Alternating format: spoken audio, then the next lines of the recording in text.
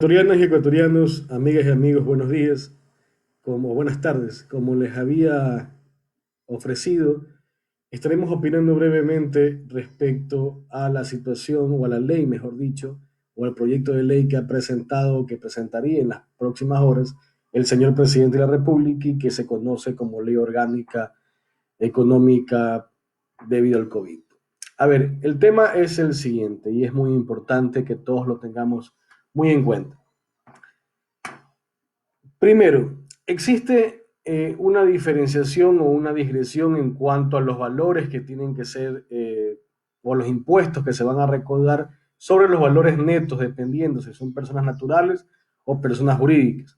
Nuestra principal preocupación en este punto tiene que ver en cuanto a la resta o a la disminución que se va a dar a las remuneraciones de las personas naturales. Personas naturales que tributen per se, que sean sus propios jefes, trabajadores independientes, o personas naturales que trabajen para el sector privado o trabajen para el sector público. Y así las cosas me voy a permitir compartir la pantalla para hacer una explicación un poco más pormenorizada, aunque me parece que no se puede compartir la pantalla por alguna razón. Pero bueno, en fin. Lo importante que ustedes tengan claro es el siguiente ejercicio aritmético que eh, van a tener que hacer el ejercicio para entender cuál es la afectación al salario. Primero, con un sueldo neto de $500, la afectación es o deben hacer la resta entre los $500 que es su salario menos el rango inferior en el cual se encontrarían, que sería de 400 a $600. Entonces, de $401 a $600. Entonces, dentro de ese rango, el valor a restarse sería 500 menos 401 y quedaría $900. Entonces, $99, perdón. Entonces, estos $99 deben ser multiplicados por el 2%, que es el valor atribuido o el porcentaje atribuido al rango, más la tasa base que en este tema es cero, o en este rango es de cero. Entonces, haciendo ese ejercicio aritmético, ustedes tendrán que pagar $1.98 por 6 meses si su sueldo fluctúa o se encuentra dentro de un rango de 400 a $600. En el segundo ejemplo, si su sueldo es $800 y se encuentran en el rango establecido entre 600 y $800, pues entonces ahí el ejercicio aritmético es similar. Lo que tienen que hacer sería establecer la resta de 800, que es lo que ustedes ganan, menos el rubro inferior, que sería $601, y lo que les va a dar es $199. Esos $199 deben multiplicarlos por 3%. Multiplican por 3, dividen para 100. Y ese rubro les va a dar 597, perdón, $5.97. A eso deben sumarle los $4, que es la tasa fija de ese rango, y tendrán que ustedes pagar $9.97 por 6 meses. En el tercer ejemplo, si usted gana $1.200, se encuentra en el rango de $1.001 y $1.500. Entonces debe restar los $1.200 de los $1.001, que es la base dentro de ese rango o de ese cuadril que está en la tabla del artículo 2 del proyecto de ley, y entonces usted tendrá que hacer el ejercicio aritmético. 99 por 7.5%, que es el porcentaje dentro del rango en el cual se va a determinar el ejercicio aritmético, y a ese valor, que son $7.42, sumarle $20, que es la tasa fija dentro del rango, por lo cual usted por 6 meses tendrá que pagar $27.42. Eso respecto a la contribución o al impuesto que se agrega o se impone a partir de este proyecto de ley. Pero luego viene algo más preocupante. Eh, Se establece que esta remuneración, luego ustedes lo podrán ir leyendo en los artículos siguientes, se establece que esta remuneración o estos valores que se descuentan, si son del sector público, no van a ir al fideicomiso que se va a crear o que se está creando con la ley. Entonces, esos valores de los servidores públicos o de los trabajadores del sector público, que es todo el sector público, de los comprendidos en el artículo 226 de la Constitución, que son básicamente los siguientes, también me los permito leer para que ustedes lo tengan claro. ¿Quiénes son trabajadores del sector público? Según el 225, perdón. El sector público comprende, uno, los organismos y dependencias de las funciones ejecutivas, legislativas, judicial, electoral y de transparencia y control social. Dos, las entidades que integran el régimen autónomo descentralizado. Tres, los organismos y entidades creados por la Constitución o la ley para el ejercicio de la potestad estatal, para la prestación de servicios públicos o para desarrollar actividades económicas asumidas por el Estado. Y cuatro, las personas jurídicas creadas por acto normativo de los gobiernos autónomos descentralizados para la prestación de servicios, es decir, empresas públicas. Entonces, todas estas personas que trabajen en el sector público deberán contribuir con sus salarios en la ejemplificación que se ha realizado. Pero los valores de esas personas que trabajan en el sector público no van a ir para el fideicomiso, van a ir directamente al presupuesto general del Estado. Los impuestos que se recauden de la resta o de la disminución del salario de personas contribuyentes, empleados privados, etcétera, esos van a ir al fideicomiso. Pero viene algo que nos llama también poderosamente la atención y que se encuadra en los artículos 6 y 7 de este proyecto de ley. A ver, se hablan de las donaciones y esto de aquí lastimosamente es totalmente macabro, por ponerle un nombre, totalmente deleznable, totalmente rechazable. Dice básicamente los artículos 6 y 7 que las donaciones que se hayan efectuado entre el 17 de marzo y el 10 de abril serán imputables a crédito tributario o serán consideradas contablemente dentro del régimen tributario para ser descontadas posteriormente. Y los valores, eso lo que acabo de decir dice en el 7, en el 6, lo que se recaude, los impuestos que se recauden a partir de esta ley, es decir, los sueldos de todos nosotros, no podrán ser argumentados o no podrán ser descontados como crédito tributario o como deducibles. Entonces, hilando fino, todos aquellos que hayan hecho donaciones, entre ese rubro se encuentran dos bancos importantes del país. Hasta antes del 10 de abril que se presentó el proyecto de ley por parte del presidente de la República, esos valores, 5 millones Banco Guayaquil y 10 millones Banco Pichincha, podrán ser descontados por sus propietarios al momento de declarar los impuestos como deducibles o como crédito tributario. Quienes donen o a quienes se les descuente el salario neto, a partir de la vigencia de la ley o que donen después del 11 de abril, no podrán ser estos valores entendidos como crédito tributario ni como deducibles.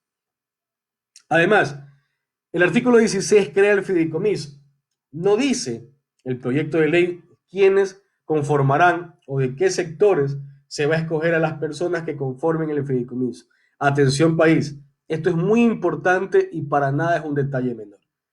Si no sabemos quiénes van a conformar este fideicomiso y ya se está hablando de que será la iglesia y será sectores productivos, etcétera, esto va a provocar muchos problemas a la interna del país. El señor presidente de la República debe ser muy claro y la Asamblea debe ser muy tinosa al momento de tratar este proyecto de ley, porque cuidado, el remedio termina siendo peor que la enfermedad. Se establece en el artículo 17 del proyecto de ley cuál será o qué valores constituirán el patrimonio del fideicomiso. Y también esto llama poderosamente la atención. El patrimonio del fideicomiso se constituirá con un porcentaje que el gobierno nacional sufragará en base a los créditos y a la ayuda internacional que pueda obtener. ¿Por qué el gobierno no establece cuál es ese porcentaje? Ese porcentaje puede ser del 1% de lo que se obtenga internacionalmente, puede ser el 50%, puede ser el 80%, no lo dice el gobierno. También se establece que se conformará el patrimonio del fideicomiso con un porcentaje de lo que se recaude a través de esta ley.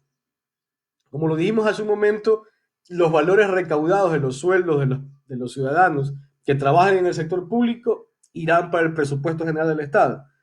Los valores recaudados a partir de los sueldos de todos los demás se suponen que deberían ir a este fideicomiso. Sin embargo, el proyecto de ley establece que solo un porcentaje, que tampoco se define cuál es, irá para el fideicomiso. Ergo, ¿a dónde va el resto de la plata? También se conformará con aportes del gobierno que devengan o que se originen del presupuesto general del Estado y donaciones presentes y futuras o cualquier otro bien que luego la Junta que administra este fideicomiso determinará. Es decir, ni siquiera sabemos quiénes van a conformar esta Junta, no sabemos cuántos integrantes tendrá esta Junta de notables, pero ellos van a decidir qué bienes sí, qué bienes no podrán incorporarse al patrimonio de este fideicomiso posteriormente. Luego, en ese mismo ejercicio, viene algo que preocupa profundamente, más allá de la recaudación de impuestos que, como vemos, afecta principalmente el bolsillo de todas y todos los ecuatorianos. El artículo 21 del proyecto de ley tira al piso todos los acuerdos ministeriales que se suscribieron a partir de la vigencia o a partir de la declaratoria de emergencia. Es decir, a partir de que el país enfrenta esta crisis sanitaria. Básicamente, el artículo 21 dice que se respetarán todos los acuerdos a los cuales voluntariamente arriben trabajador y empleador. Y esos acuerdos deberán suscribirse en el Ministerio de Trabajo. Pero el artículo 22 es más terrible, porque establece que se reducirá la jornada laboral de trabajo hasta por 3 años y 3 años renovables. Es decir, a partir de ahora, hasta por los próximos 6 años, se podrá reducir la jornada laboral de trabajo y esa reducción llevará implícita la disminución o la mengua del salario del trabajador, así como la aportación que hace el empleador al IES. Obviamente, esta reducción no se da porque sí. Tiene que el trabajador declarar que existe un caso de fuerza mayor, el empleador, perdón, debe declarar que existe un caso de fuerza mayor o de caso fortuito para poder reducir la jornada laboral. Es decir, están fortaleciendo al artículo 169.6 del Código de Trabajo en lugar de darle vías de escape o válvulas de escape para fortalecer la situación laboral y evidentemente fortalecer la situación de los empleadores. Pero esta figura jurídica de fortalecimiento del 169.6, lo que hace o lo que puede provocar, y que es muy grave, es que existan vulneraciones a los derechos de los trabajadores. Más aún cuando se va a permitir, si es que pasa la ley, que por 3 años y hasta por 3 años más se puedan modificar las jornadas laborales, reduciéndolas tanto en el tiempo de trabajo como en los salarios y en la aportación al IES. También otra cosa que resulta gravísima. Si ocurre algún despido, es decir, no se está fortaleciendo la estabilidad laboral. Si ocurre algún despido en base al 169.6, lo único que dice la ley es que la liquidación a la que tenga lugar el trabajador deberá ser calculada con la última remuneración antes de estas modificaciones laborales, que de cierta forma brinda algún tipo de beneficio, si se quiere entender así, pero que no deja de ser atentatorio a los derechos laborales. No se busca la estabilidad laboral ni se la fortalece, simplemente se deja al arbitrio de los empleadores que logren un acuerdo con los trabajadores y que si ese acuerdo no funciona, pues que lo despiden.